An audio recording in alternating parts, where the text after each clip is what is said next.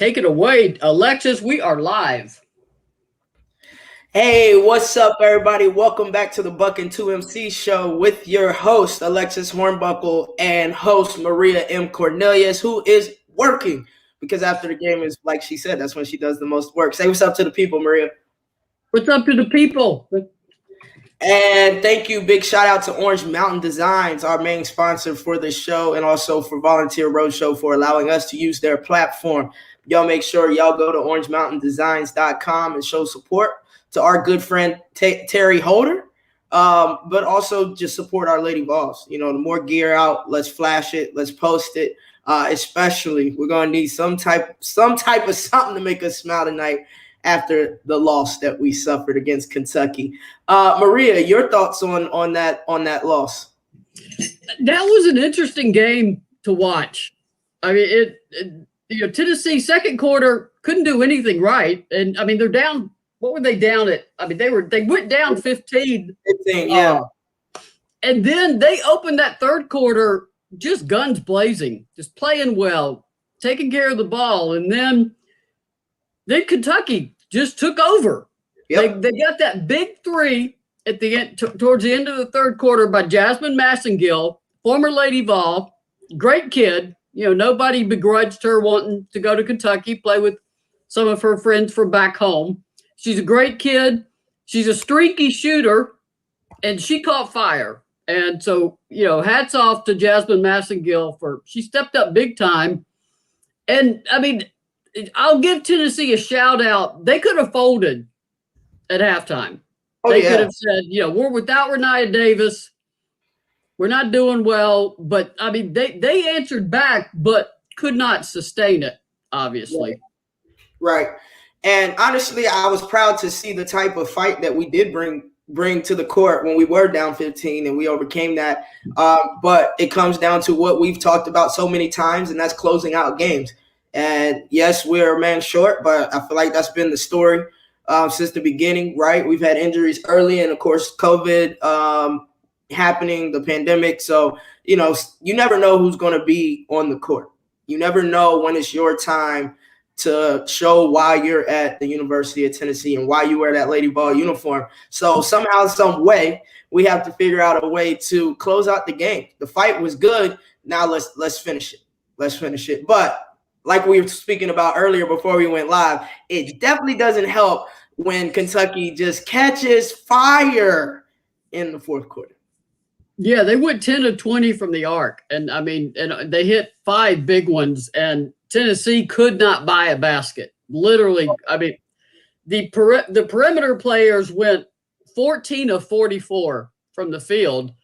So if you look at that stat, you're like, how was Tennessee even in the game? But they got back in that game in that third quarter. They held Ryan Howard to 8 points and no made threes. And if you had told me that before the game, I thought, well, they got a good shot. Kyra Elsie also said before the game, we've got to quit standing around on offense and watching Howard. Somebody else has to score. And her team, I mean, Kyra's a good coach. And her team did what she said. She also moved Massengill into the starting lineup, which she has been coming off the bench. Mm-hmm. And she challenged her. I mean, this is a big game. She's going against her former team, and Jasmine, she stepped up to the plate. So good for her. No, that's awesome. Yeah, shout out to Kyra and Nia that's on that bench. They have those girls playing aggressive. I mean, in my opinion, I could see Tennessee defense and the tenacity, you know, throughout that UK squad because of, you know, Coach Elsie. So big shout out to you. I know Coach Summer is smiling down. Not that you beat the Lady Vols, but that you're doing a damn good job at coaching these young ladies. Yeah, she's happy. And I mean, the SEC is a lot of fun. I'm keeping an eye on Arkansas and Mississippi State. Mississippi State's been on a long. They had COVID disruption too of their opponents getting, Tennessee being one of them. I guess you've heard Tennessee is going to Texas A&M Sunday. We knew that. Yep. They're going to Starkville Tuesday. Oh, I did not know that. Then they host South Carolina Thursday. Oh, yeah, let's go. Listen, the way that's set up, it's almost like an NCAA tournament in a sense. So let's get it. This is great practice right here, ladies. This is the time to prove yourself, why you are where you're at, and also get that momentum rolling into the postseason, because trust me, it matters. Yes. And if you're going to be a top 4 seed in the SEC tournament, and I'm glad Tennessee will now, I mean, they will play every game they should have played in the SEC, Right. minus Vanderbilt, which that's not their fault. They couldn't play Vanderbilt before Vanderbilt ended their season. So you don't want to back into one of those top 4 SEC positions. You want to earn it. Right. And you're going to have to earn it now. I mean, big time earn it. And if you don't, then you play on Thursday. But there is so much that can happen in this league. And if you're a women's basketball fan, I can't imagine watching hardly any other league play. Every game you turn on and you just get pulled into it. Yep.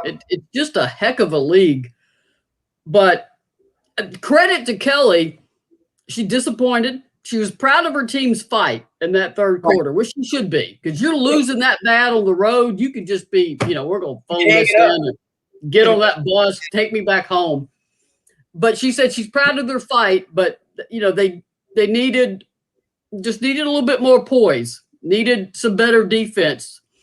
And yeah, they lost a couple shooters, but the shooters that were hurting them from the 3 weren't really the ones you expected to hurt you from the 3. But she is disappointed with the loss.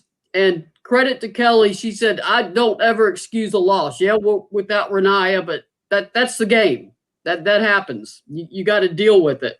And Marta played for like 7 minutes in the first half, but didn't come back. I mean, yeah, Tennessee's got some health issues, and that's obvious. But that's also basketball, so it's part of the game, unfortunately. We did have a question from Jessica. How much do you think fatigue set in during this game after quarantine and being down 4 players? Maria, what's your opinion on that one? They didn't practice for 8 days. Right. And the first team practice was Tuesday. And you got a game, you got games Thursday, Sunday, and Kelly knew they were going to play Tuesday again. You can't go a 2.5 hour full speed. Your team's been away for a week. I mean, did they have their legs? They looked rusty to me. Right. The level of fitness looked okay, but the game ready, and that's a mental aspect as much as a physical. That took a while to really kick in. So I do think there was, like Kelly, when she said, did the layoff affect you? And Kelly said, yeah, how could it not? All of a sudden, your whole team is shut down. Right. But she said, that's not an excuse, and I'll never make one. Right. Well, because it's happening to everybody. It's different if it's just your team. Then you might allow yourself to put that out as a possibility of an excuse. But this is what we're dealing with. There's teams that have to face the same situation, and we just got to figure it out and play through it. I think we're sitting at a pretty good spot in the SEC right now. Let's hold it. And if we can't, I don't know. Is what are we, 3.5 games behind first? Yeah, Tennessee is now 6-2. South Carolina and Missouri were tight for a while, but South Carolina did what it has done in the SEC. It pulls ahead in the second quarter and puts the game. I mean, the second half puts the game out of reach. So they should be 11-0. Tennessee is Texas A&M is 9-1. They did not play tonight, and Tennessee is now 6-2. Right. And Kentucky is now 7-4, and I think Georgia won. So you've got a whole bunch of teams all bunched up, fighting for that 3rd and 4th spot. Yep, anything can happen. Like you said, come on, ladies, we need to lock down. Continue to study the game. Get up shots whenever you can, wherever you can. Go out, take walks, run, stretch. Stay engaged. Keep your body ready. You never know what's going to happen. Yeah, let's go back to these comments, Maria. Why does Horston keep taking those floaters instead of squaring up and shooting? James Smith Groves asked that question.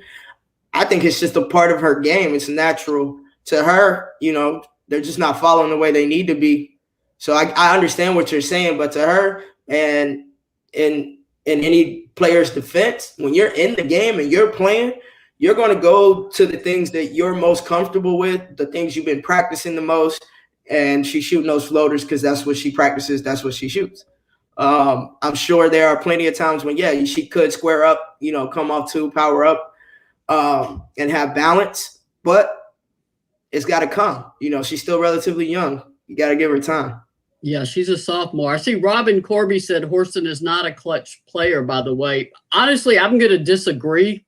She had 11 points, 7 boards, 3 assists, and 0 turnovers against Kentucky is known for its defense. That's what they do. That they are a defensive-minded team. She is just a sophomore playing the hardest position in the sport at point guard. That is a very hard position to play. Yep. And I mean, even though Kelly won't use it as an excuse, you get out of sync as a player when you cannot practice with your teammates and when you're all in tiny little groups and you can't get on the court. Now, the free throws, if you want to criticize something, you can criticize Tennessee for 9 of 18 at the line. You got to hit free throws. That COVID is not going to affect that. You got to hit your free throws. But Jordan Horston will keep Tennessee in games. And she is a clutch player, in my opinion. Does she always make clutch plays? No. But she is a player that makes a difference for Tennessee. And 0 turnovers against Kentucky, I'll be honest, that's one hell of a stat. Kentucky is tough. Against any team, especially an aggressive defensive team like Kentucky. But against any team. So who'd you say said that comment? You remember? I can't remember. Somebody named Robin Corby, yeah. Robin, I'm interested in to define a clutch player for you. Are you looking for someone that's knocking down those shots? Are you looking for someone that's putting their teammates in position to knock down those shots, getting key rebounds, having 0 turnovers? And she was definitely not the only one that missed free throws down the stretch. I mean, her shooting percentage needs to go way up. I struggled with free throws in college and even in my pros. Not until my latter years in the pros did it really go up. So, yeah, she definitely needs to spend more time in the gym shooting free throws. But I agree with Maria as far as you need her on the court. You want her on the court. She shows you she's capable of making big plays. She's a sophomore in the middle of a pandemic. So be patient. Yes, I think somebody asked, do you think it's better for the team to just stay at a hotel to make sure that we stay healthy? I don't think you can afford that, for one thing. Affordability is up there. Yep, not happening. Unless you got big donor money or you want to start a GoFundMe. But I mean, it's not like you can't get COVID in a hotel. You're still going to pass people in the hallway, elevators. At some point, how much can you isolate these kids? You're already affecting these kids' mental health. Right. They are already as bubbled as they can be, but they still have to go to school. They got class in the morning, whether it's online or in a classroom. They got to take that bus back and be sitting in class at 8:00 in the morning. Take the bus back after a loss, thinking about the loss, hearing the coaches talk about the loss while watching film, right? Knowing you're going to hear the same plus worse the next day that we sit in film and practice. And then, like Maria said, worry about either finishing your homework, studying, or getting enough rest to go make it to class on time and be attentive in class. And Kimberly Ogg pointed out Jordan was 80%. Jordan Horston was 84% from the line prior to tonight. She was 3 of 6 tonight. I mean, that wasn't the difference in the game. The difference in the game was at the arc. One team, 10 of 20. You're going to have a hard time beating a team that puts 30 points up at the arc like Kentucky did. But I forgot about our sponsors. Can't forget about them. I know we're only going to go till 10:30. It's late. And as y'all can tell, most of my work starts right now. Yeah. After the game. OrangeMountainDesigns.com. Please continue to support them. They've got that Pat Summit shirt back in stock. The one with the blue, the eyes of Pat are blue on the black T-shirt. Yes. That's back in stock. So go get it because those things are going fast. Obviously, Tennessee Tap House, a little beer, Blue Water Climate Control. It's cold here again. We were 70 yesterday. Now we're cold and rainy. So make sure you got your heat working in East Tennessee, because it will still get cold here. But Alexis, as you were watching the game, I mean, that third quarter, you got to feel so good. And then that fourth quarter, you're just like, no. I mean, what was going through your mind watching that change in quarters? A lot. First reaction was, that's what I'm talking about. Let's fight possession by possession. Let's get stops. We were getting the stops we needed. We were scoring, capitalizing on the offensive end. And at that point, when you spoke earlier about knocking off the rust and not being able to play and lose that chemistry, at that point, we should be firing all cylinders. Now we're in go mode. We figured it out. We're clicking. Let's keep going. Let's keep going. Now we know we're going to have to look out for certain things because they're going to make adjustments, but we can't take our foot off the gas. And I think we took our foot off the gas, and I think we were literally a little bit gassed ourselves. And then, like you say, it came down to free throws. But I was proud of the run that they made. They showed fight. They showed poise. They showed passion, togetherness. You know, you could see everybody from the bench sometimes when it would pan to the court, like they were genuinely happy and excited for one another, and that's what it takes. We just have to do that start to finish. Or if we have a slow start and we catch fire and we start doing the things that we came here to do, we have to close that out and finish like that. Then if we lose, it's not a lot to say, right? We'll watch film and see the adjustments we need to make, you know, throughout the first half. But that was my honest opinion as a player. James Smith Grove said that zone by Kentucky was the difference. And Kyra mentioned it. She said, all of my staff, we're man-to-man principal players and coaches. But we had to go to the zone. One, you've got Renaya out. Renaya is one of your better three-point shooters. Two, you can pack the paint. Tamari Key can beat you on her own. And Kentucky did a good job denying her the ball. And at times, Tennessee missed her. There were missed opportunities to get the ball to Tamari. She only got 5 shots. She's got to have 10 to 12 shots a game. I mean, she's a 70% field shooter from the field. So at times, Tennessee picked that zone apart. But then at times, the ball didn't move the way it needed to move. And then Kentucky just, like we said, caught fire. They could not miss. And all of a sudden, a game that was winnable for Tennessee is suddenly out of reach. Yeah, we died. We lost that fire. We got gashed out, and I saw when we got deflected. I was like, it's it. You know, you saw the body language of the players, and then obviously when they opted not to foul, I was like, okay, yeah, this has got away from us. I was glad because, I mean, when you're down 12-15 with 40 seconds to go, do not foul. No, you're not. It's going to be, yeah. Nah. We need a Reggie Miller, female Reggie Miller in that case. And then I'm not sure exactly why the double technicals were called. I think there may have been some, what was that? Chirping, but those don't bother me one bit. If he wants to get mad on the court, I'm perfectly fine with that. I mean, sometimes it's needed. Sometimes it's needed. I mean, sometimes it's bad timing, but sometimes it's what your team needed. But at that time, did we need it? We weren't really making. I don't know.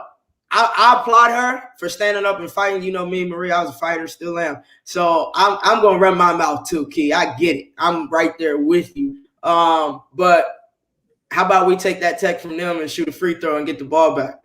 Yeah.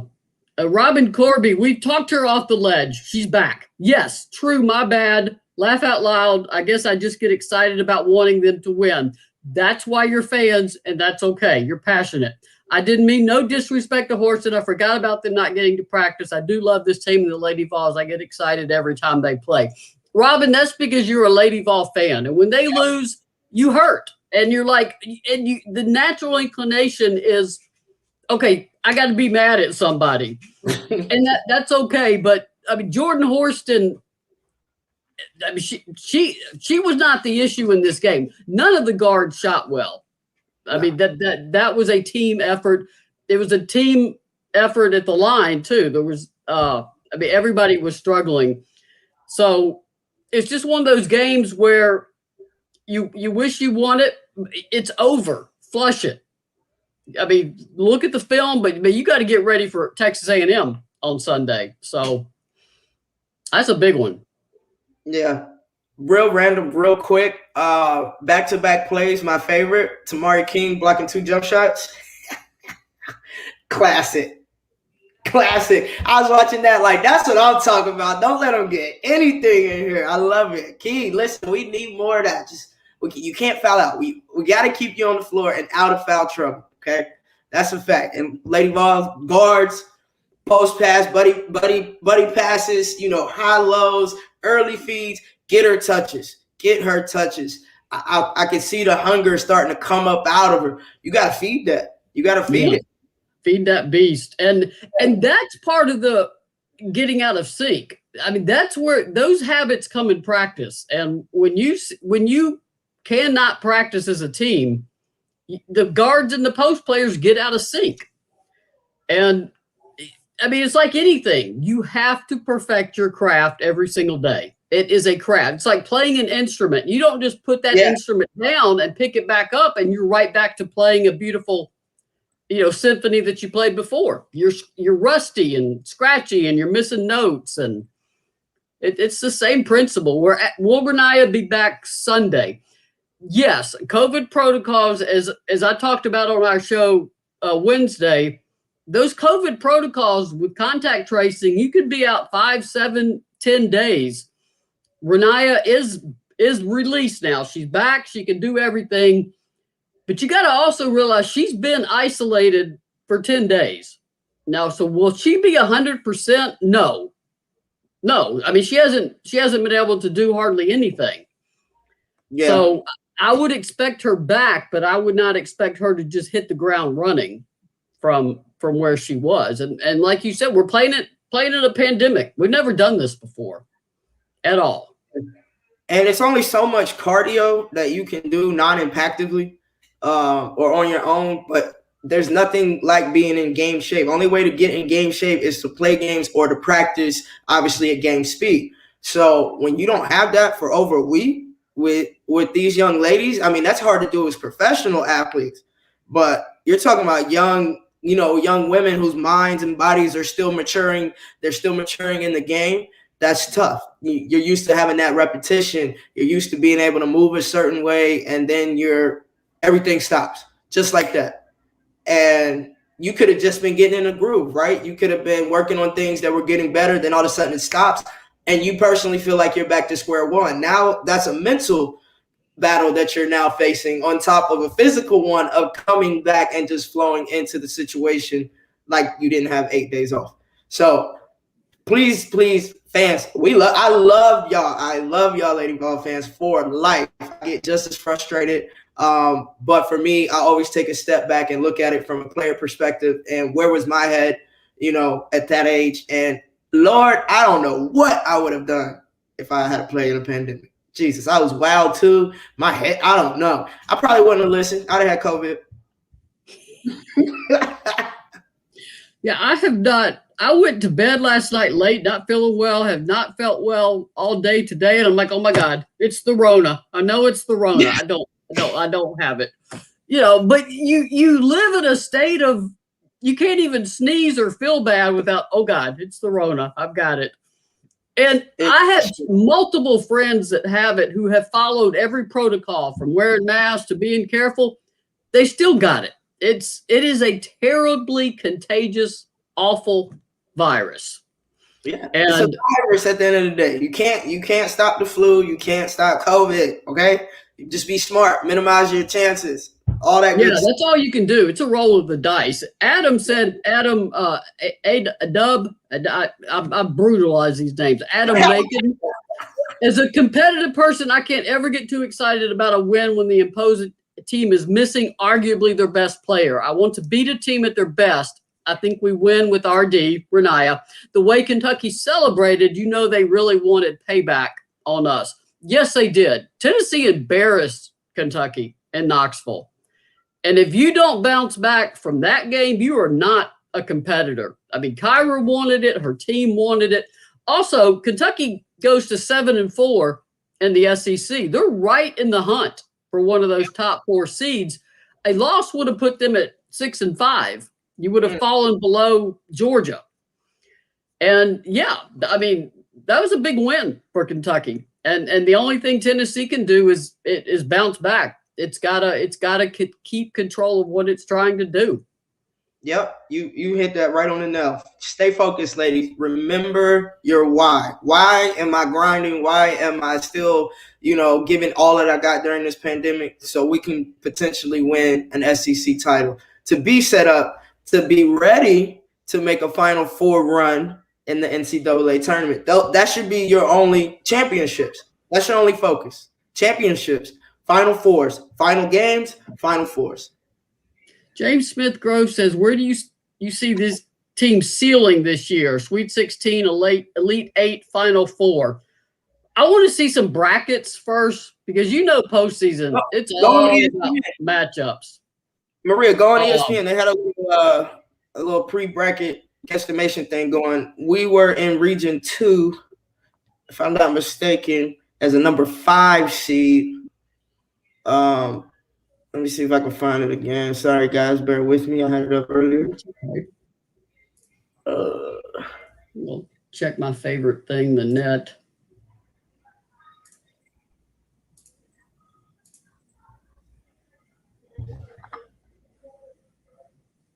I hide that thing. No, I can't find it. All right, so we will have to talk about that on the next show. But yeah, to answer your question, who was that? James, I think, asked that question. Yeah. Yeah, James, to answer your question, I always see us in the Final Four. Like I don't. It's not even in me to say that I see us at an Elite 8, even if we're not that good. I just cannot bring myself to say it because there's always going to be a part of me as a Lady Vol fan, as a Coach Summit fan, as someone who gave everything I had to that university and the Lady Vol basketball team. I don't see us less than a Final Four any year. It's a blinder thing. I know I'm biased and probably sound crazy some years, but guess what? Final Four. You gotta believe. And the thing I have with those brackets now is they're a guess and they're looking for matchups they think the tournament would like. The NCAA will announce on February 15th, Monday, at halftime of the Stanford-Oregon game. That tips off at 7 on ESPN2. At halftime, they will reveal, this is the one that matters. This is the NCAA, not bracketology. Well, they will reveal their first in-season top 16. And what that means is you're your 1 seeds and your 2, 3, and 4s. Tennessee is sitting at number 13 on the NCAA's net poll. That puts them very much in the conversation for a 4 seed. I don't see Tennessee as a 5 seed. I just don't. Not based on what as of the record right now. Now I could see somebody if they lose Sunday or if they lose Tuesday. Yeah, you're going to come down a line. But I think right now Tennessee is solidly a 4 seed and is in the hunt for a 3 seed, but they got some work to do. Yeah, I agree. And somebody did say, Joan said that when she was looking at it, right now we're sitting at number 4 in Region 3. So obviously as the games go, again, this is like you said, Maria, this is bracketology. This is you're going up, you're going down. This team is locked in. So we don't really know until after that game coming up. Shout out to my girlfriend, San Garcia. She said, Lex, you're amazing. Chica and I love you. That's my dog, y'all. Chica Garbuckle, CGB. Yes, thank you. I am trying to step into the right direction, reaching goals, executing plans, and getting results. Maria helps me out a lot with my podcasting. I appreciate you.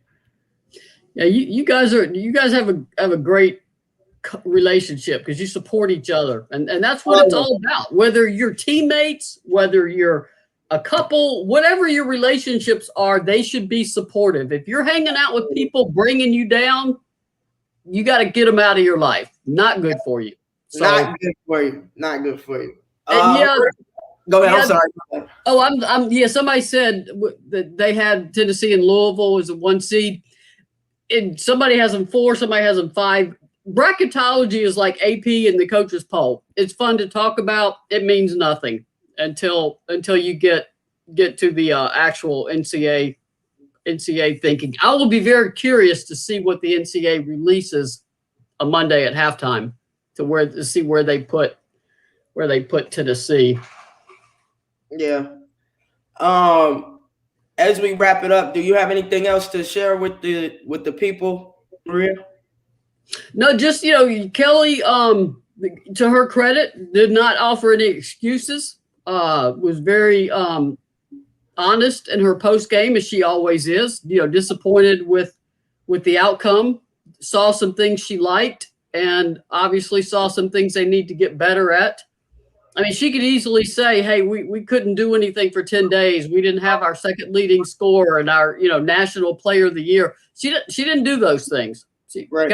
Kelly's a no excuses kind of coach, and she's a competitor. And like I said on our show the other night, I think she's ahead of schedule. Tennessee is overachieving based on what I initially thought. Now, I will say my SEC preseason poll, I had Tennessee 4th, and the rest of the media voted them 6th. So I need Tennessee to make it look like I know what I'm talking about. So I need Tennessee to get one of those top 4 seeds so I look like I actually know how to cover this sport. I appreciate that. And lastly, before we head out, because these comments, sometimes I can see them. Sometimes as you bring them in, sometimes they scroll up so fast I miss some stuff. But Jessica said, I, of course, want a Final Four, but I do think Elite Eight is good for this team and shows some progress. And on the flip side, I do think they can beat anyone when they play their game, all about consistency. I agree with everything but the first sentence. For me, good progress is making the Final Four. Plain and simple. Until we get back, that's the real progress. Now, everything that we're doing are steps leading up to it. But for me, real progress is consistent Final Fours. So I definitely agree all about consistency. Final Fours. And one last thing from Adam. He said, off subject, but did you all catch Keon Johnson's dunk last night? I did not. Yes, I did. That was one of the most amazing dunks I have seen in college basketball. That was incredible. I'm going to have to go watch it now. Jeez. Oh, man, it's all over Twitter. Just put Keon Johnson in. It is one of the it is one heck of a dunk. Appreciate all of you guys being supportive. Robin is back too. Always believe in the Lady Vols, always and forever. I might get frustrated, but I never give up on my Lady Vols. Robin, we love you. Thank you for bouncing back with us tonight. That's what we do. We're kind of therapy after a loss too, I think. Yeah. What do you think? What about that dunk? Wow. Yeah, I'm watching it. Jesus. That boy elevated. Yes. And kind of hung up there for a minute. Like, I think I'll just float here for a second. And then he turned back at the player. The grin on his face after he turned back at the player. I mean, I think if you're the Georgia player, you're like, man, my God, that thing is ugly. Like, that's good ugly. I'm watching it again and again. Ooh. He knew it was too pretty to be true. All right, I gotta stop watching this. I get hyped. See, this is how I get hyped on good plays. I don't care who it is. But go Vols. I love it. Yeah, that's awesome. Well, you guys, it's late. Thanks for staying up with us. Alexis, you get some rest. I'm going to get to work. I have a 7:30 meeting. Yay for me. I don't know why I get stuck in these 7:30 meetings. But we will be back Sunday. Game is at 3 o'clock, so we'll be back at 6 o'clock. We'll have a show Tuesday after Mississippi State. We'll have our Buck show Wednesday. Y'all are just going to get sick of seeing us in these next few days. So everybody, please support our sponsors, OrangeMountainDesigns.com, Blue Water Climate Control, Tennessee Tap House. As always, go Lady Vols. And Alexis, take us out of here. Until next time, go Vols, go Lady Vols. We love y'all. Peace. Deuces.